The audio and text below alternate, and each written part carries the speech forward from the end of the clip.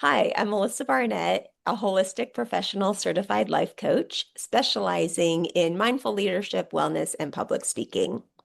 I am so happy that I have my good friend and colleague, Patrick Dimoh of Pursuits and Playlists, joining me today.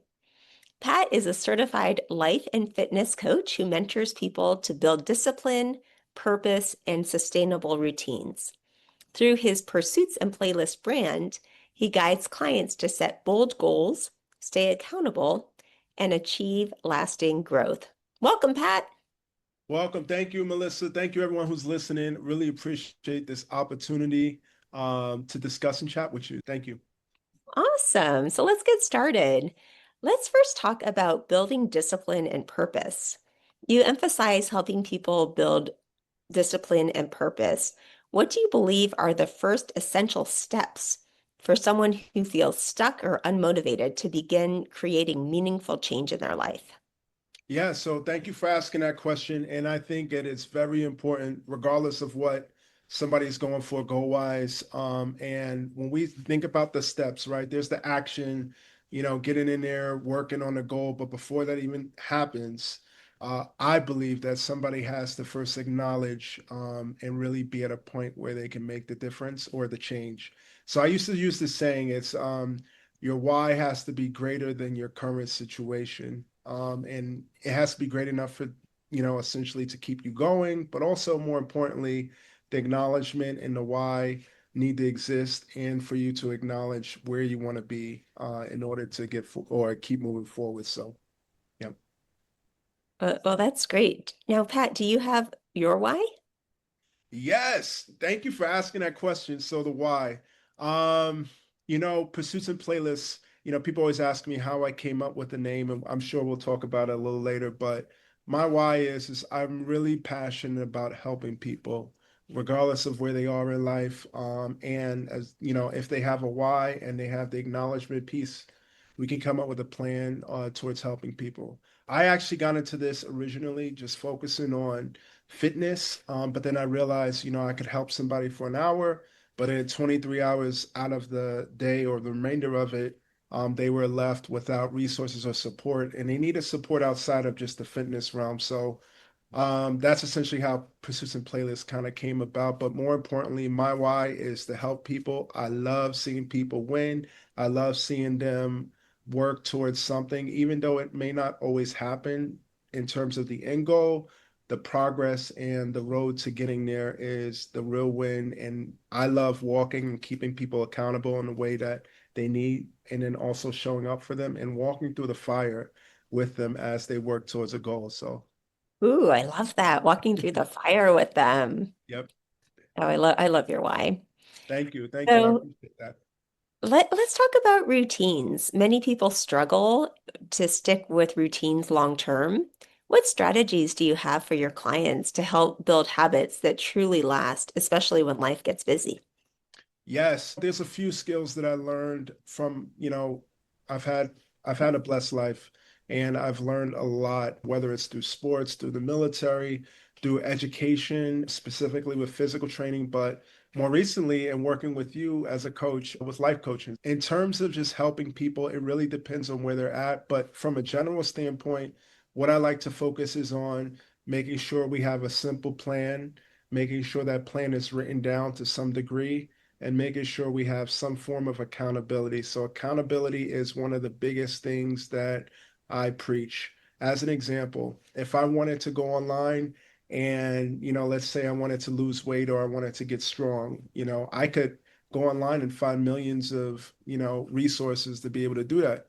But it's one thing to finance, another thing to do it, and then it's another thing to be held accountable. So accountability, from my lens, I always tell some of the kids I mentor is accountability keeps you honest on efforts. In regards to creating routines and habits, I think accountability is the key. But then also with that, I think starting off small. So, and then building off of that. So as an example, if I wanted to walk, 10,000 steps by end of year every day, maybe I can't hit that in the beginning, but what I can focus on is 500 steps for a month. If I can do that, and if somebody's keeping me accountable, then I can keep going. The same thing applies to working towards a goal, any goal, however it may be. So, Such great advice on accountability and setting goals. Do you have any specific accountability tips to share with us? Yes, yes, yes. I think oftentimes when we think about accountability, people, especially me being a military guy, they think of the drill sergeant, right? The guy who's like, do this. Did you do it? X, Y, Z. But accountability looks different for each person. For me, as an example, I have a notebook. I also have a phone. Things like using a Google Calendar or writing things down as a check, with the checkbox, that those are forms of accountability. But then also like allowing yourself to be vulnerable and letting people in your life specific to the goals that you may have. As an example, Coach Melissa, some of the goals that I have. So I'll tell you and ask you to keep me accountable. It doesn't mean you have to be harsh, but I know at the end of the day, I have somebody in my corner, and that's a form of accountability. So those are small examples of accountability piece or tools that people can use, and there's much more, but those are the general ones that I like to use. I work a lot with the youth, especially, the last year or two. I've just focused on mentoring and they love this. This is the accountability Mhm. piece for the youth. So I I always have to love it. translate. It's so easy. Yes, exactly. Exactly. And having to adjust to what they need, but more importantly, just kind of getting set on what can help. So yeah. So, your brand, Pursuits and Playlists, has such an intriguing name. Please share a story behind it and how music and personal passions play a role in your coaching approach. Yeah, so there's an artist out there. I'm not going to say his name, but he had this album. It was called 808 and Heartbreak. And what he was doing was he basically applied two different things for aspects in his life. The heartbreak was what he was going through, but then the 808s were the beats that were, synthesizing and he was thinking about, helping him through those hard times. So I wanted to come up with something where people can think of, when it comes to what their need is or wherever they are in life. Originally, Pursuits and Playlists was focused on for every pursuit, there's a playlist. Whether it's, whether it's something you've accomplished or whether there was a challenging time in your life, maybe there was a song that was associated with it. Moving further though, kind of just branching out a little bit as I transition from like the fitness to the more coaching, performance and life and goal coaching, I realized that it was bigger than that.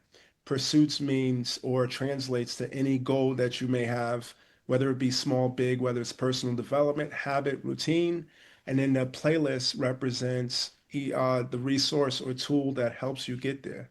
So it could be something as, such as like having a coach or having a playlist or having something cool to wear, anything that motivates you and inspires you to get you closer to that goal that you're working towards. So that's Pursuits and Playlists. Oh, I love it. That's so awesome. Thank you.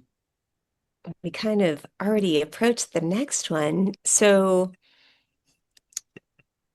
Pat, share a little bit with us about your coaching approach and what clients and some maybe a success story from a client. Yeah, for sure. This past year and a half, I've taken a step back from coaching because I believe in, every chapter in life you have to learn and grow and then, blossom, right? So as mentioned, I originally focused on fitness. I moved into life coaching, or so I thought. And then I actually attended the ICF accredited PCC/ACC course where I learned actually how to be a life coach. So throughout that time, I got a chance to mentor a lot of kids. And when I think about success story, I think every single person I've gotten to help that they've been able to do something they weren't able to do yesterday. So for instance, if it was, as an example, I had a client who wanted to lose some weight after, having a child. And she wasn't able to run and being able to help her get to point, the A of where she was to seeing the progress. But I really want to talk about the kids I get to work with. These kids come from very hard backgrounds, and just being in their life and being able to be a part of it's been a blessing. But more importantly, seeing the transformation, seeing that the approach has to be different and how I work with adults versus what these kids need, building rapport. So when we talk about success, seeing these kids present day, I have about 10 to 12 of these kids, and seeing them just show success in terms of saving money, having a plan on goals that they want to accomplish, being accountable when they show up late to a meeting that we have, helping other people or other kids their age. That's the success story for me. They've been able to hit their goals, whether it be become a fitness person or be a musician or open up a small business. All these kids have, it's amazing to see what these kids have done. But more importantly, it's like seeing the small steps lead to big steps and the big steps lead into the goals and success. So that's my success point, at least for this year. And I hold it dear to my heart. So there you go.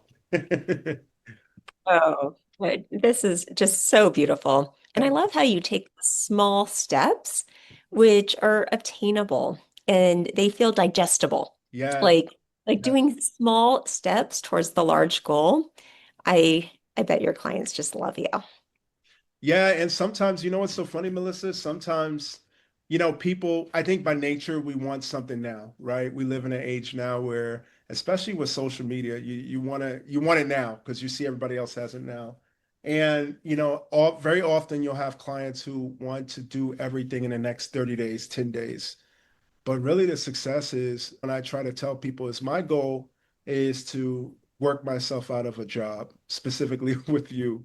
I want you to be independent. I want you to fly, and I want what you've learned and what I've been able to be a part of to continue to expand throughout the years and for you to reach one, teach one. So, yeah, the big, small steps, steady steps, those are the ones that are most rewarding and memorable, and they last longer. That is great. So, as we wrap up here, how can people get in touch with you? How can they find you? Yes, thank you for that. And thank you again, Coach Melissa, for just giving me this opportunity. Thank you for all those who tuned in. In regards to where you can find me, I have a few things. Instagram, Pursuits and Playlists, all one word, ending in S, Pursuits and Playlists is the tag name. On my website, www.pursuitsandplaylists, again with an S.com. And then also by email, pursuitsandplaylists@gmail.com. That's how they can get a hold of me. But then also, if they forget and your friends are familiar with Coach Melissa, then you can reach out to her and she can reach out to me. And I would love to be a part of your experience. Thank you so much. Pat, thank you for joining and all of you on today. Thank you so much. And please feel free to reach out. Let's continue this conversation. Yes, thank you. And have a happy remainder of the week. So thank you. Thank you.